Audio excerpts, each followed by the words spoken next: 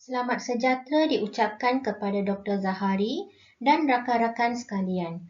Kumpulan kami terdiri daripada 4 orang, iaitu saya, Jaya Dewi, Cikgu Wanita, Cikgu Malarwili dan Cikgu Mazida. Kami akan membentangkan tentang DDR, iaitu Design and Developmental Research, penyelidikan reka bentuk dan pembangunan. Pengenalan kepada DDR. Secara awalnya dijalankan dalam bidang kejuruteraan, informasi dan teknologi maklumat, kemudiannya berkembang kepada bidang-bidang lain termasuklah bidang pendidikan. Sesuai digunakan dalam penyelidikan bercirikan penghasilan akhir kajian seperti penghasilan model, modul, kerangka, taksonomi dan lain-lain penyelidikan yang akan menghasilkan sesuatu yang bersifat inovatif. Merangkumi spektrum penyelidikan yang luas dan aktiviti pembangunan yang mendalam termasuk mengkaji reka bentuk dan proses pembinaan secara menyeluruh dan berperingkat-peringkat. Seterusnya kita lihat kepada definisi DDR. Menurut Ritchie dan Klein 2007, kajian reka bentuk dan pembangunan adalah the systematic study of design, development and evaluation processes with the aim of establishing an empirical basis for the creation of instructional and non-instructional products. Bermaksud, ia merupakan kajian pada reka bentuk, pembangunan dan proses penilaian dengan tujuan membentuk dasar empirik untuk pembinaan produk instruksional atau bukan instruksional, alatan-alatan, modul baru atau ubahsuaian yang menetapkan perkembangan pembangunan produk tersebut. Menurut Saida Siraj, Muhammad Ridwan, Tony Lim, Rozaini 2020, penyelidikan pembangunan produk untuk tujuan sama ada membangunkan satu inovasi baharu atau untuk membaiki sesuatu yang telah dibangunkan terdahulu. Seterusnya, menurut Rizwan dan Nurul Labiha 2020, suatu penyelidikan pragmatik yang menawarkan cara dan kaedah untuk mengkaji teori dan mengesahkan amalan yang secara asasnya adalah amalan kajian tradisional yang telah ditambah baik. Menurut Nurlia alias Saida Siraj dan Dorothy David 2013, mendefinisikan DDR sebagai satu proses menghasilkan bahan pengajaran dan pembelajaran. Ritchie, Klein dan Nielsen 2004 mendefinisikan DDR sebagai satu proses yang meliputi aktiviti menganalisis keperluan, menentukan apa kandungan mesti dikuasai, mewujudkan matlamat pendidikan, reka bentuk bahan untuk mencapai objektif dan melaksanakan serta menilai keberkesanan program atau bahan pengajaran. Havner 2004 menekankan kepada domain sistem maklumat iaitu sains reka bentuk untuk mencipta dan menilai artifak teknologi maklumat bertujuan untuk menyelesaikan masalah organisasi yang dikenal pasti. Seterusnya, konsep DDR. DDR meliputi kepelbagaian metodologi yang sistematik dan amat fleksibel, bukan pendekatan baharu tetapi sebagai inovasi alternatif kepada pendekatan penyelidikan sedia ada. Bertujuan mewujudkan pengetahuan berasaskan data secara sistematik yang diperolehi daripada proses amalan dan praktikal. Jadi, dari pandangan para sarjana, kaedah ini merupakan satu pendekatan penyelidikan pembangunan. Menurut Saida Siraj, Muhammad Rizwan, Tony Lim dan Rozaini, terdapat 7 prinsip utama DDR. Pertama, menjelaskan hasilan akhir kajian, menggunakan kepelbagaian kaedah. Sifat akhir hasilan kajian mempunyai keunikan tersendiri, mengandungi 3 hingga 4 fasa penyelidikan, iaitu analisis keperluan, reka bentuk, pembangunan, penilaian kebolehgunaan. Seterusnya, terdapat 2 jenis kajian DDR, iaitu melibatkan produk dan alatan penyelidikan, penyelidikan model, modul, kerangka, bentuk, kaedah pengajaran. Bersandarkan teori dan model bagi setiap fasa penyelidikan, melibatkan pakar sebagai responden. Selamat petang diucapkan kepada Dr. Zahari dan rakan-rakan sekalian.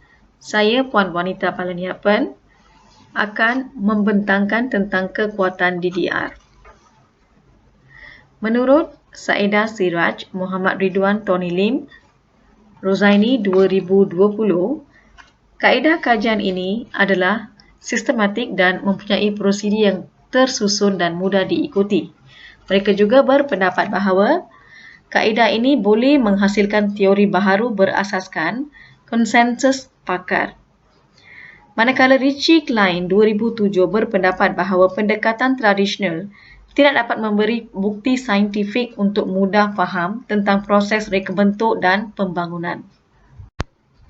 Jenis-jenis DDR. DDR adalah driver dalam menjalankan kajian bersifat. Yang pertama, penghasilan teori baharu. Yang kedua, reka bentuk dan pembinaan model baru. Dan yang ketiga, bina kaedah dan proses baru dalam implementasi modal atau peralatan sedia ada. Ricky membahagikan kajian reka bentuk dan pembangunan kepada dua jenis. Perbezaan di antara kedua-dua jenis kajian adalah seperti berikut. Jenis satu, kajian produk.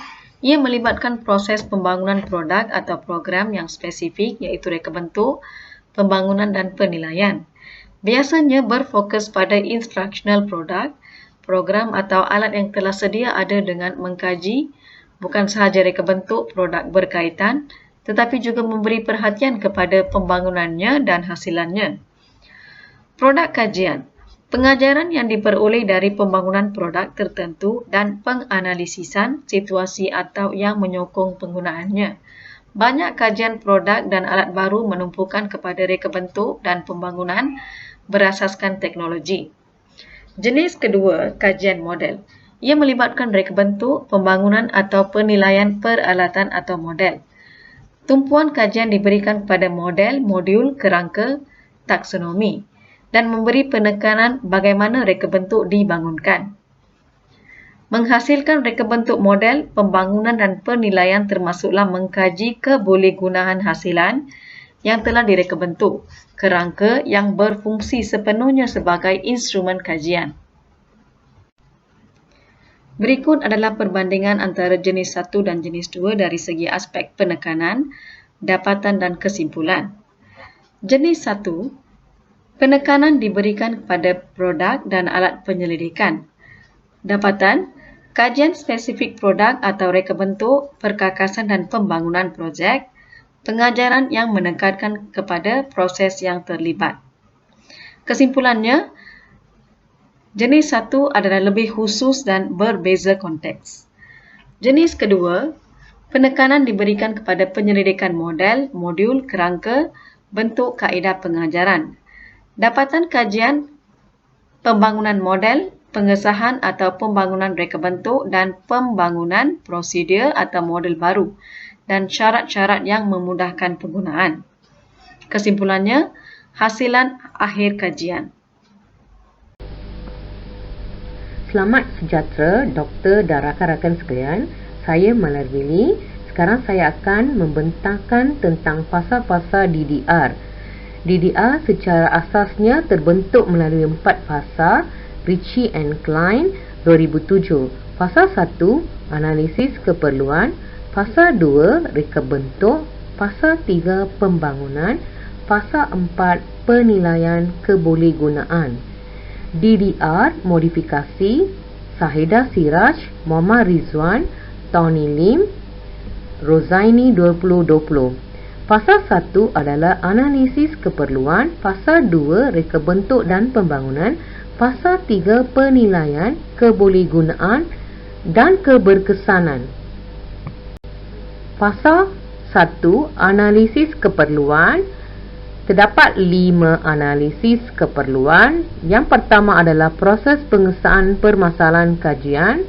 Kedua, melihat kepada keperluan kajian dijalankan. Ketiga, melibatkan kaedah kualitatif atau kuantitatif atau gabungan.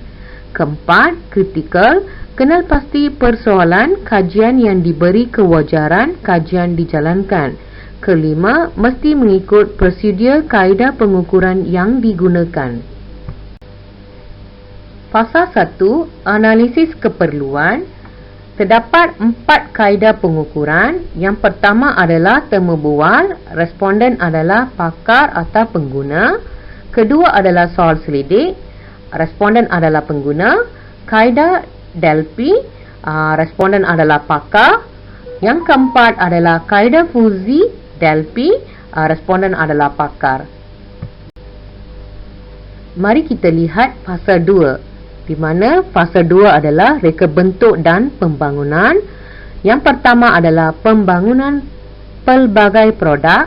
Kedua, pemilihan kaedah kajian perlu tepat.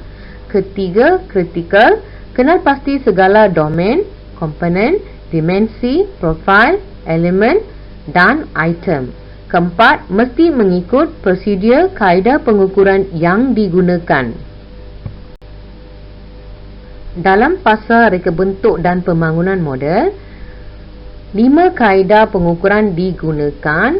Yang kaedah pertama adalah Fuzzy-Delpy method, responden adalah pakar. Yang kedua adalah Interpretive Structural Modeling, responden adalah pakar. Yang ketiga adalah Structural Equation Modeling, responden adalah pengguna.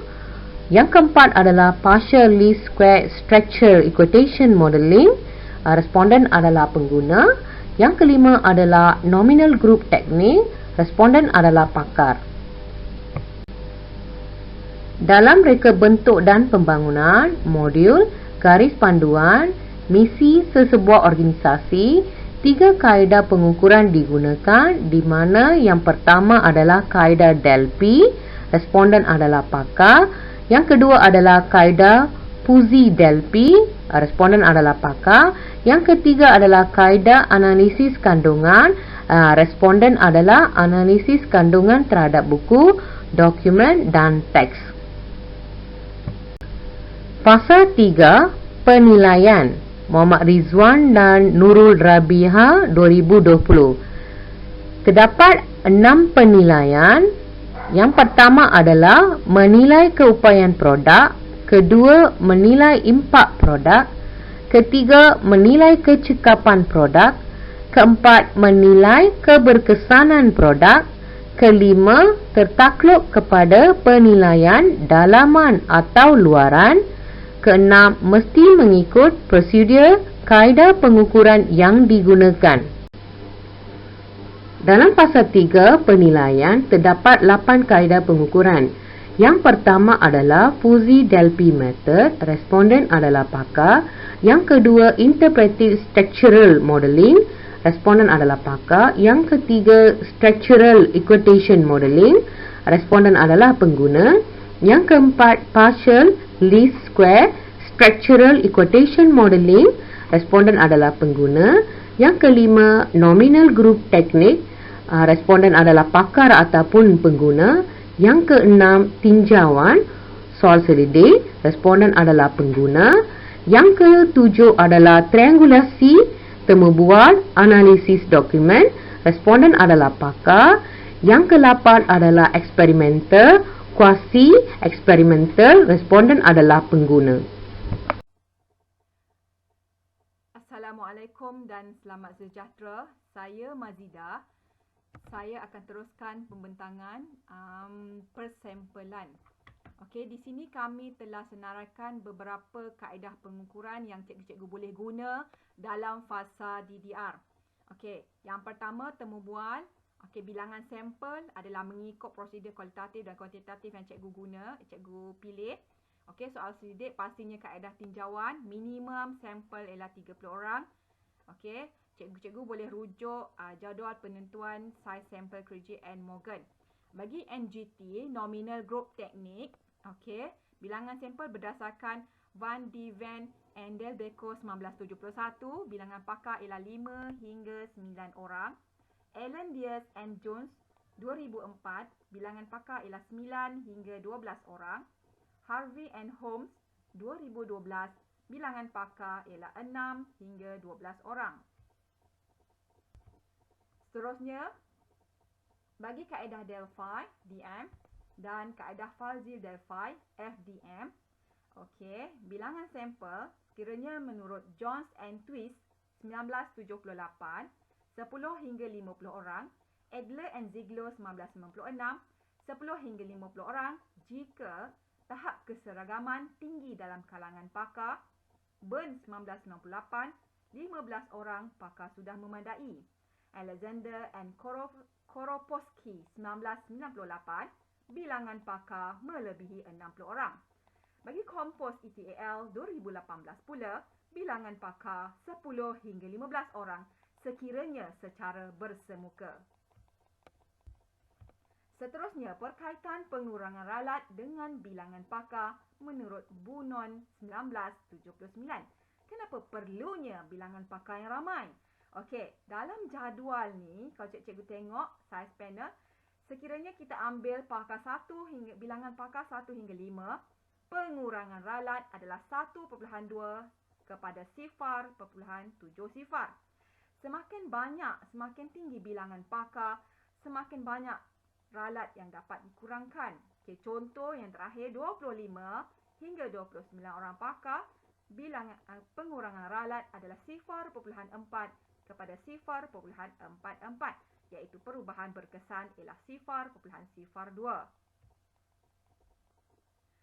Okey, seterusnya di sini kami membuat gambaran bagaimana DDR dilaksanakan.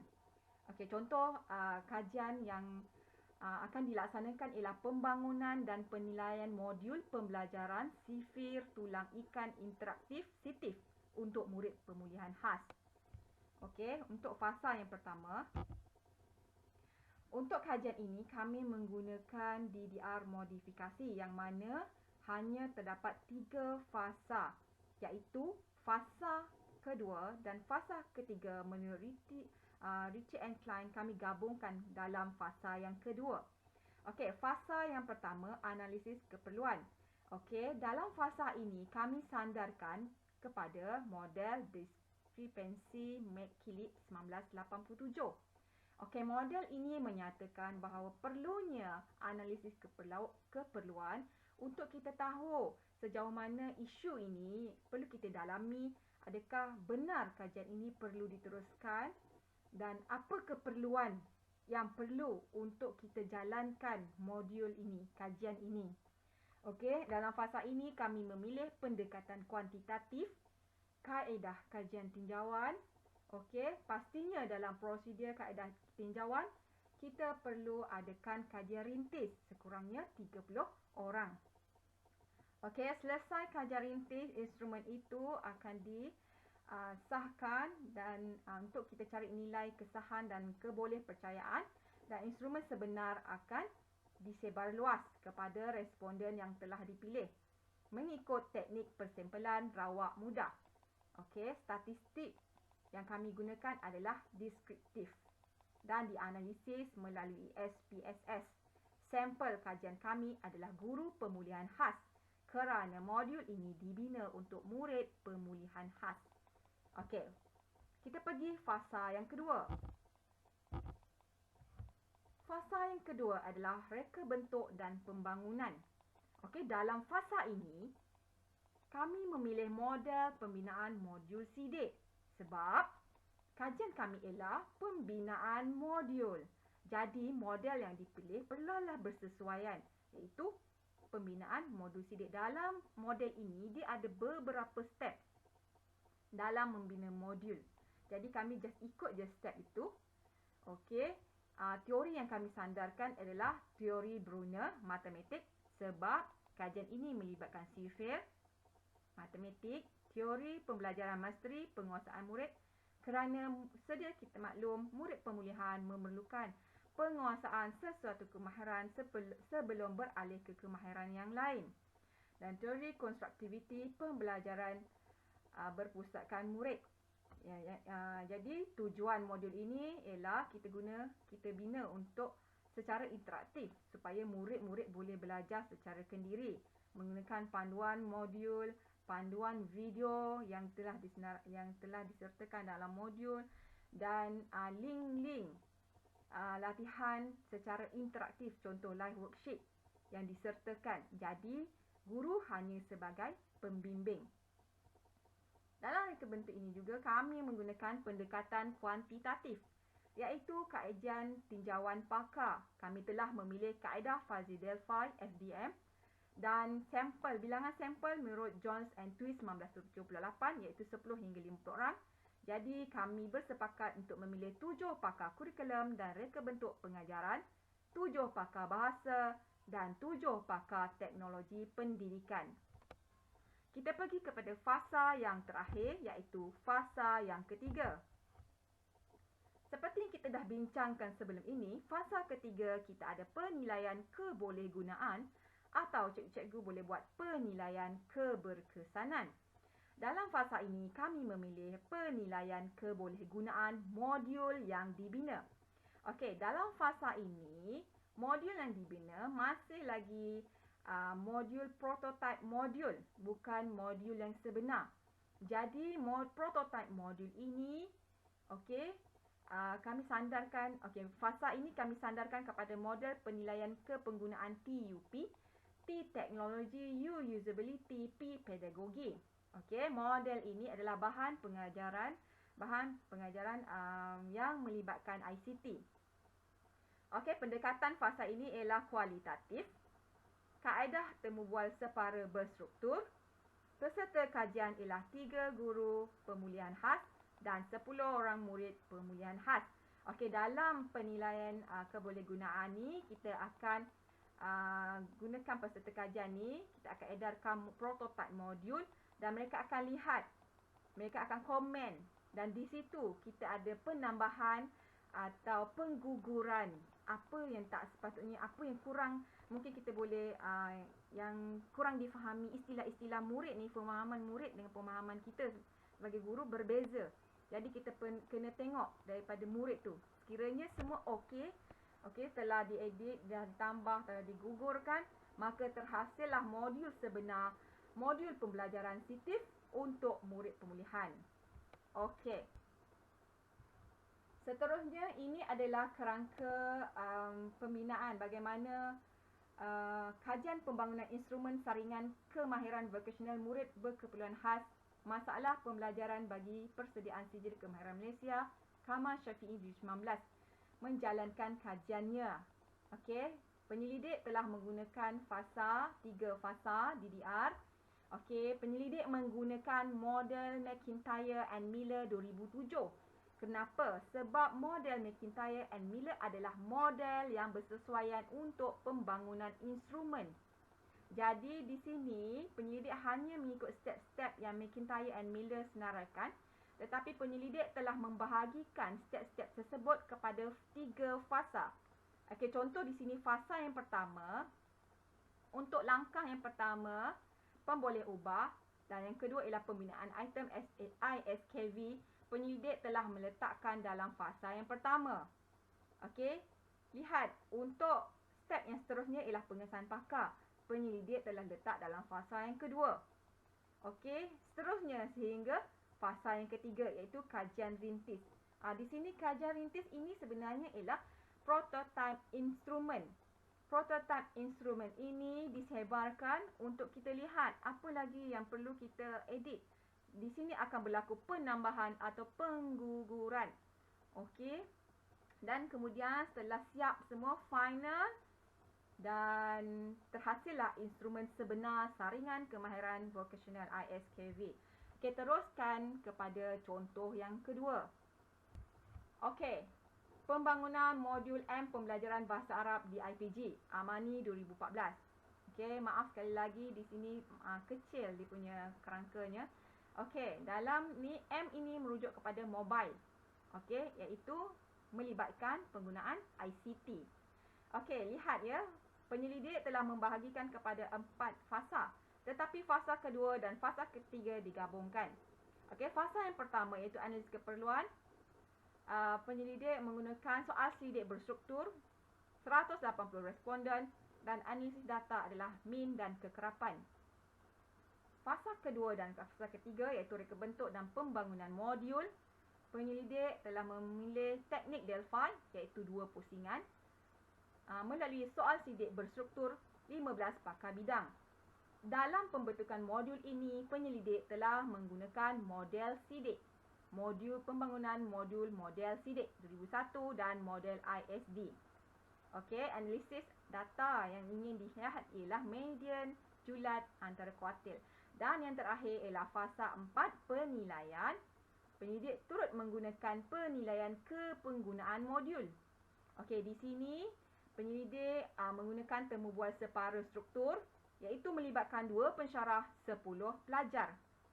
Okey, dan model yang digunakan ialah model penilaian kepenggunaan TUP iaitu Benerick 2002. Dan analisis yang digunakan ialah analisis data kualitatif. Okey. Ini adalah antara kajian-kajian yang kami senaraikan, kajian yang menggunakan DDR. Cikgu-cikgu boleh rujuk sekiranya berminat dengan untuk menggunakan DDR dalam kajian cikgu. Cikgu boleh rujuk tesis-tesis ni. Okey, Muhammad Khairul Nuzul Hassan 2019, reka bentuk dan pembangunan model. Di sini penyelidik membangunkan model. Kamal Syafi'i 2019 membangunkan instrumen. Zanaria Ahmad 2017 membangunkan modul. Seterusnya, Muhammad Nizam Yaakob 2016 pembangunan model kurikulum. Muhammad Ridwan Muhammad Jamil 2016 pembangunan model kurikulum. Dan Amani Dahaman 2014 pembangunan modul. Okey. Ini adalah cadangan buku rujukan. Sekiranya cikgu-cikgu berminat untuk menjalankan kajian menggunakan DDR, cikgu-cikgu boleh rujuk buku Ritchie and Klein. Ada buku pendekatan pendidikan reka bentuk dan pembangunan oleh Saidah Siraj, Muhammad Ridwan, Tony Lim, Abdullah Rozaini, Muhammad Rozki. Dan buku yang ketiga ialah Kepelbagaian Metodologi dalam Pendidikan Reka Bentuk dan Pembangunan oleh Muhammad Ridwan bin Muhammad Jamil, Nurul Rabihah binti Mat Noh.